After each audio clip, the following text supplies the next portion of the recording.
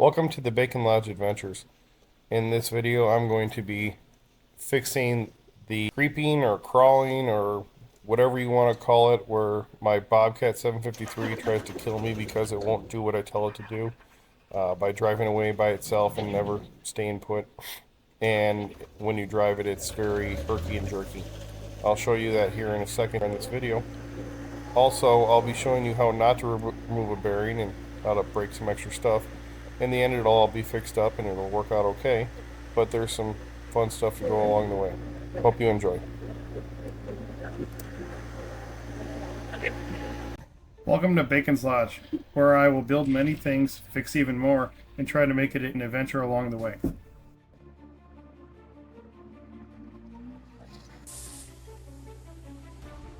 Got the cab up on the Bobcat 753 here. So in the middle there, I'll put some arrows in. We got the shifter cables, and I want to show you what's going on here, why I think they're all kind of messed up. So there's a lot of play in the linkage. You can see when I move this shifter, how much that's moving before it actually moves the linkage. So I got some new bushings for that. So we're going to be replacing both of those. Then up underneath the tanks here, there's a plate right there. I'll put some arrows in there with the 2 bolts on top and 2 bolts on the other side. And that's evidently what causes this thing to crawl. So we got to pull that plate out and those bushings, and then that should supposedly fix it. So the first thing I need to do is remove the bolt with the spring on the side there, where I have my wrench on it there. To move that, it's not the easiest thing to do, and you really, really want to have a ratcheting open and box in on this. It'll make life a lot easier. And now I'm going to take the plate off. I took the bracket off here already. You'll notice it looks a little bit different. I'll explain that all once I get out of here. Let's go ahead and take this out. So this slides to the left off these bushings here. As I told you, I had taken these out already. I just put them back in there just so you could see what it would look like in the machine. So this is how it sits in the machine in the back. There's 2 little rubber bushings here, and then the big spring part goes here. I'm going to flip it over and I'm going to show you where it's wearing. So when you flip it over, you can see that there's wear marks there and there, there and there. That's where it rides on the adjusters. To fix this, it's actually pretty cool. If they haven't been flipped already, all you actually do is you unbolt these and you flip them over so that the smooth side is going to be wearing up against there. That's all we're going to have to do with that plate. There's 2 bushings underneath those back bolts there. Also, the guides on the side here, I'm going to take them out and look because they sometimes get a flat spot on it. You can turn those so that they are new again. So the next step is going to be to take out this center linkage here and then start working on bushings. We're actually going to flip these over real quick here. So to flip them over is pretty simple. You're just going to, it's a 9/16 like everything has been so far, and we're going to just loosen them up, trying not to lose the washers. Like that. I'm just going to flip them over like that. Now you can see that these are on sliding holes here. That's how you adjust the linkage when we're all done. But right now we're just going to snug them up enough to not lose any pieces.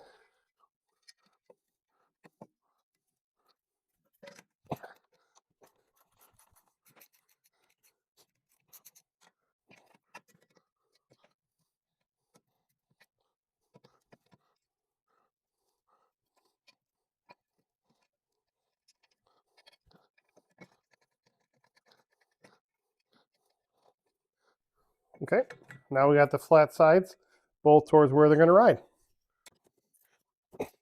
If you're enjoying this or if this is content you'd like to see some more of, please hit the subscribe button so I can make this channel grow. Thank you.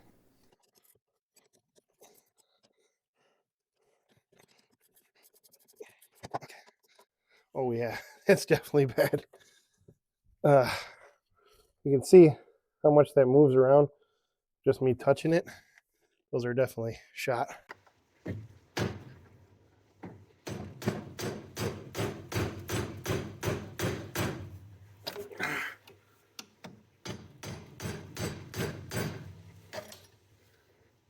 Whew. Wasn't as bad as I thought it was going to be. That's the collar for the bushing. I had to get it out of there.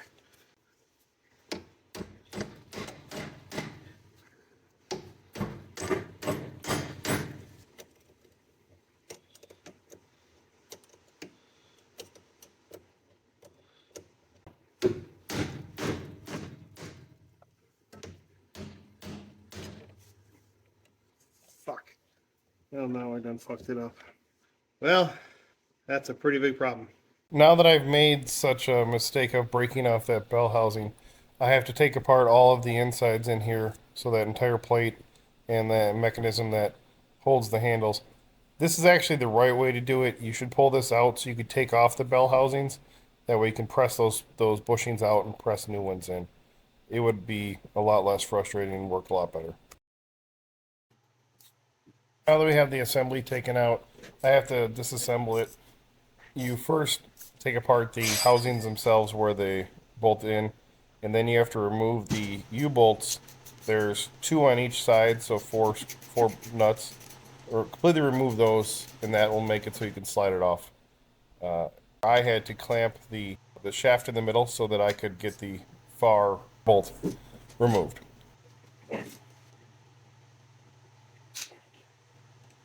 And then once again, I remove the U-bolts so that I can get it all working. This is back up underneath where that plate was. You can see the side of the bushings there where that steel bar rides against. So we got to take these out. When you take this out, there's a bolt in there. You have to remove the entire bolt, and then you could just slip it off of the post.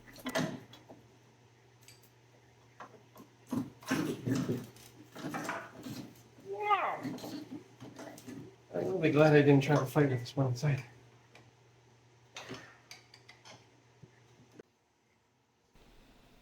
This is it removed. You can see where the wear is on those. Those are supposed to be round, and both of them are worn pretty good here. This just shows you how bad the bushing was. It literally fell apart as I took it out.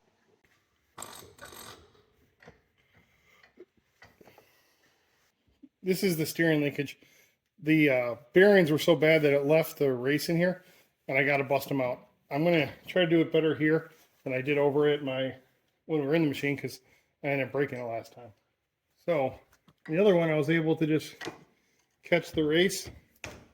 Oh, that might not work. It's actually sticking up here a little bit, so we're going to see if we can get that down in there.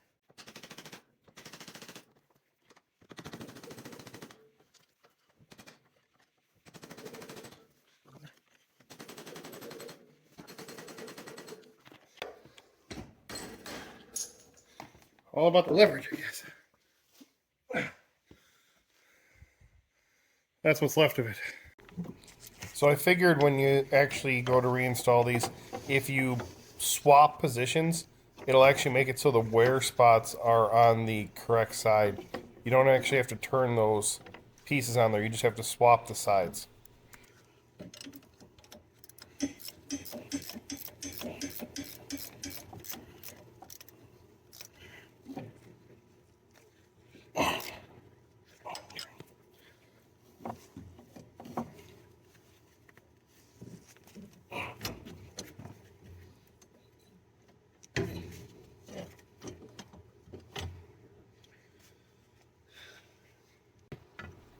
When you're putting this plate back in there, before you do that, you need to compress the spring for the bolt.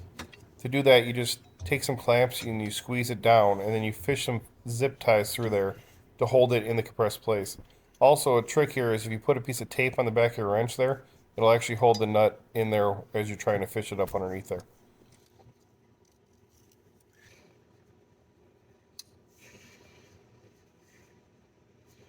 So to set the idle position for the plate in the back, I'll put a picture of it in there. You have to jack up all 4 wheels off the ground so that when it's idling, see they're all off the ground. When it's idling, you can make adjustments to this plate. I tried to videotape me adjusting that with the engine running, but the camera has to sit pretty much where my hands have to go to make the adjustment. So what you do is you start the engine, which is crazy because it's really weird not to have handles in there to steer it, starting the engine. So you start the engine, you get it warmed up, and then you're pulling back and forth on those two middle levers there. I'll put arrows on them until you get the right side, as you're facing it right now, done first, because that one has a lock set on the back bolt. So basically, you keep on pulling it forward and back until you see the tires stop spinning, and then once you get that side all locked in, you do the left side. It's not too horribly hard to do if you have it all opened up like this, but it was pretty much impossible to film because they have to have a light in there because you can't see without the light, and then you also can't. I couldn't have the camera in the right position to be able to show you how to do it. When I was taking it apart, I broke the bell crank off trying to get the bearing out, so I had to order a new one. And while I was doing it, the plate that it all sits in was really rusty on mine, so I ordered up a new one of those as well. And then the fancy rubber boots that keep the water off of this, we got a set of those as well. When you order the new bell crank, it actually needs a different size bearing. So this is the old one. It's a smaller bearing. It's about a 7/8, and the big one takes a almost 1-inch diameter one. So I have to give a shout out to the Anago Bobcat because they actually had this in stock. The guy didn't think they would, but they did, and then he actually pressed it in there for me, so it was really nice. I appreciate that. What I'm going to do now is I'm going to attempt to get this all assembled together. Pretty much remember how I took it apart. We're going to go through the reverse of that and see if it goes back together. So I think I figured out why there was no good videos on how to do this on YouTube, because it is really, really hard to be able to work in here and have enough light and have the camera in there. I had to do some work without showing you. I reinstalled the plate here, the electronic fuse box, and the shocks without you seeing it. So I'm going to show you me reconnecting the linkage here for the steering, and then I'm going to get it all put together, and hopefully it fixed everything I wanted it to. I don't know that for sure, but you never know. Maybe it did. And these are threaded, so you got to make sure that you get them in there.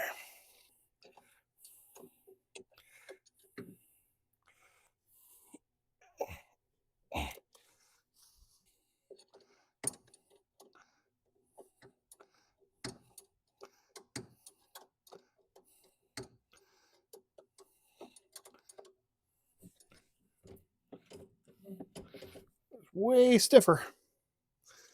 That's what she said again.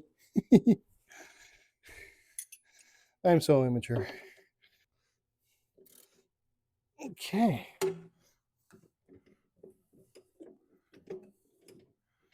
Okie dokie.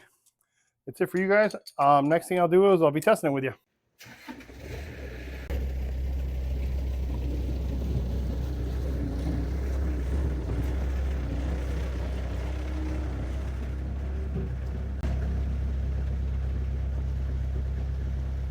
Guys!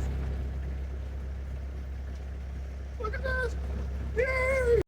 With that, we got it all fixed up. Having it all fixed is going to be a real improvement for me. I've had this issue since we bought this machine about 12 years ago. It's gotten worse over the years. I was never able to fix it before because I couldn't figure it out. I even went and talked to Bobcat dealers on see if they could fix it, and they never had a straight answer. They said, "Oh, we'll look at it. Maybe it's in the hydraulic pumps, or maybe it's in this or that," but they never said it was just a couple of bushings. I finally did some research on YouTube, and I found 2 videos about it. They had very poor quality lighting and stuff, which is what I tried to do in this one, so you could actually see what you're working on. They were describing it, and it made it work because I've been inside this thing enough where I could see where it was at. But I was able to actually get my camera and lighting in there so you could actually see it, which hopefully will make it better for somebody else in the future who has to actually fix this. The project itself shouldn't have taken as long as it did. To remove that bushing, you should take them out and just press the old ones out and press new ones in. It would save you an immense amount of time and money. The bushings themselves, if I wouldn't have broke anything, were about $36. I spent about $450 because I had to replace that piece of steel. The new bell crank was only $53, which wasn't horrible. and then the new bushing was another $9. I'm very happy with it. It was actually, in my opinion, still a minimal expense, and it fixed some stuff up in addition to the steering. I was able to fix that steel plate that has been rusted for a long time and actually put in a couple more mounting bolts that had broken off on it. Overall, it was a pretty good project. I'm not going to say it was fun during it. If you have smaller hands than mine, you'd be able to get in there a lot easier. The hydraulic hoses in the back block where you have to get to a lot of it, so it was a lot of frustration. But sometimes you got to do things that are frustrating to get the achievement that you need. I want to thank you for watching this video. If you made it this far, either you needed to fix your skid steer or you care about what I'm doing, could you please subscribe?